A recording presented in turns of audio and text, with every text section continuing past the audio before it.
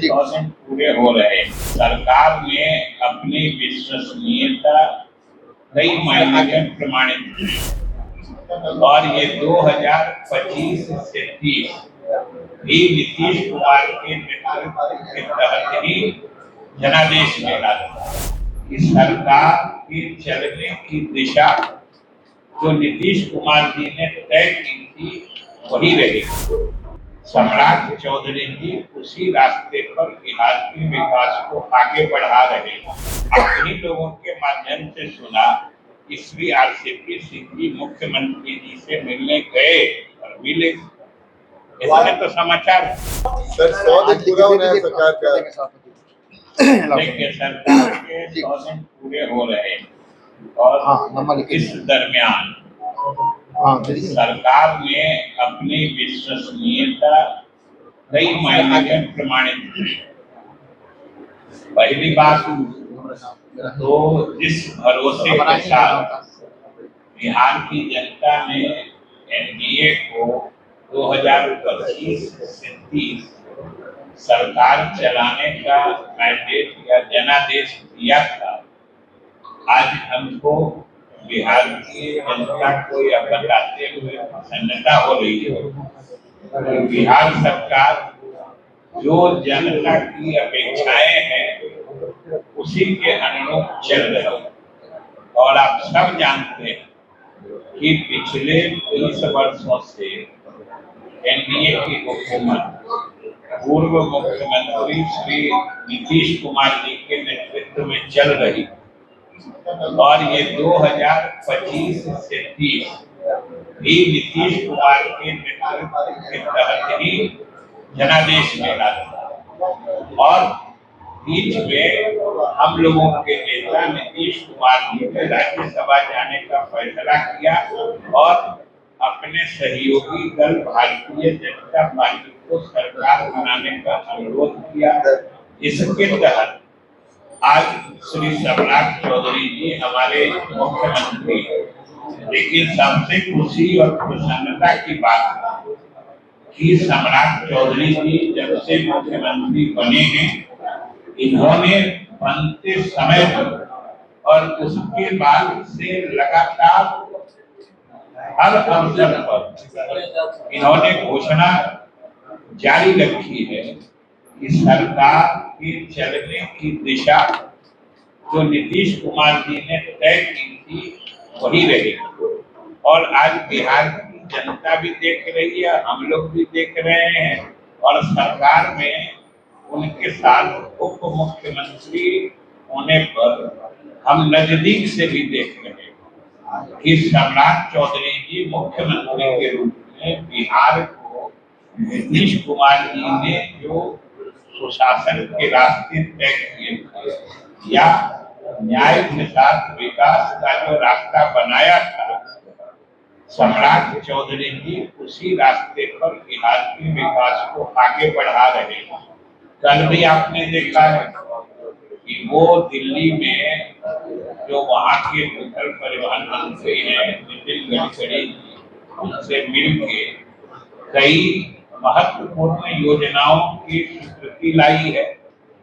ये सब बिहार के विकास की दिशा में ही कदम उठाए जा रहे हैं और हम जो देख रहे हैं कि नीतीश कुमार जी के रास्ते चलकर और उस विकास की गति को और तेज करने की कोशिश में हमारे मुख्यमंत्री सम्राट चौधरी जी लगे हुए हैं।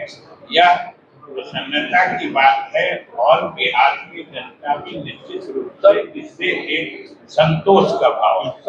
केंद्र नीतीश कुमार के केंद्र में मंत्री बनने की चर्चा तेज है, क्या कहेंगे? अभी सब चर्चा तेज मध्यम खत्म आप ही लोग करते हैं। हम तो न कभी तेज सुने हैं, न कभी मध्यम सुने हैं, न कभी खत्म सुने।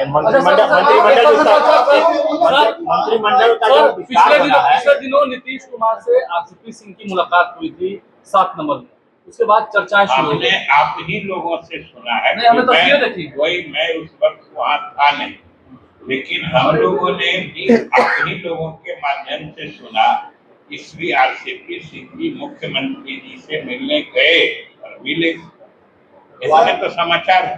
वापसी होगी मतलब क्या सर वापसी होगी, कुछ लोग शायद अंदर में वापसी की मांग कर रहे हैं।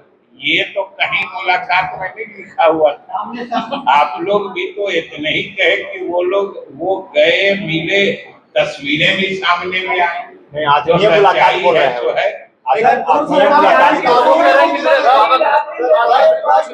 आरसीपी जी कह रहे थे कि मेरे अभिभावक से बात कीजिए, और आरसीपी सिंह कह रहे थे कि मेरे नीतीश कुमार यह उनकी भावना है। ये बिहार के लोग जानते रहे हैं। वापस आना चाहते हैं, वापस आना चाहते हैं। ये कहा अभी से बात, तो इसके संबंध में तो कोई बात कार्यकर्ता तो डिमांड कर रहे थे ना सर, कार्यकर्ता वहाँ पहुंचे थे सर, डिमांड तो कर रहे थे ना।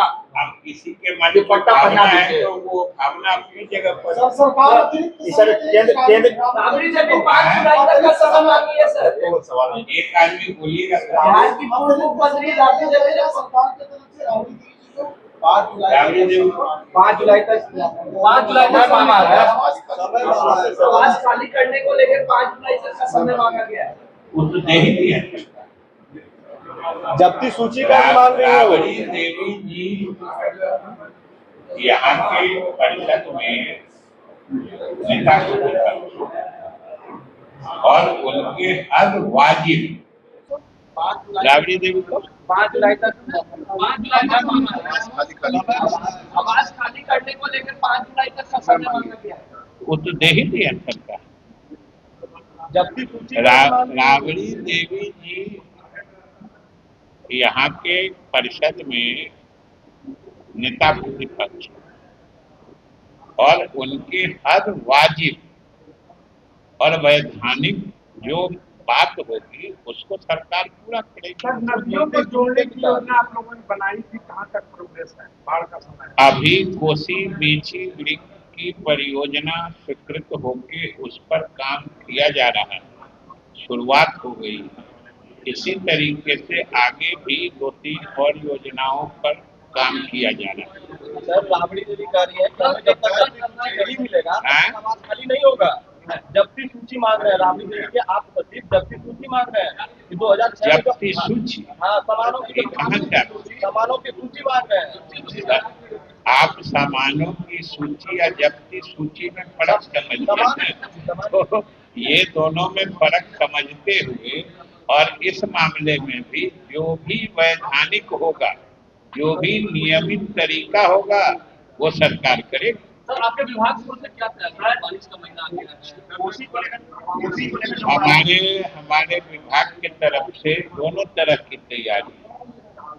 एक तो बारिश का महीना शुरू हो गया है और आपको हम बता दें कि बिहार में जब बारिश होती है तो उससे हम लोगों को ज्यादा परेशानी, यानी बाढ़ के पक्ष की बात हम कह रहे हैं कि बिहार में बारिश होने से बाढ़ की स्थिति कम बनती है।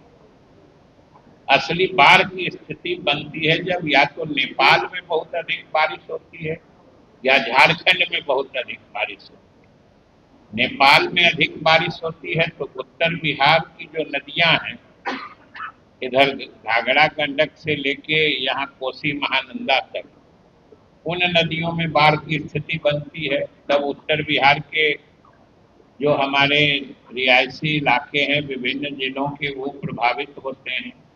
दक्षिण बिहार में तब बाढ़ आती है जब झारखंड के इलाके में ज्यादा बारिश होती है, जैसा पिछले साल हुआ था।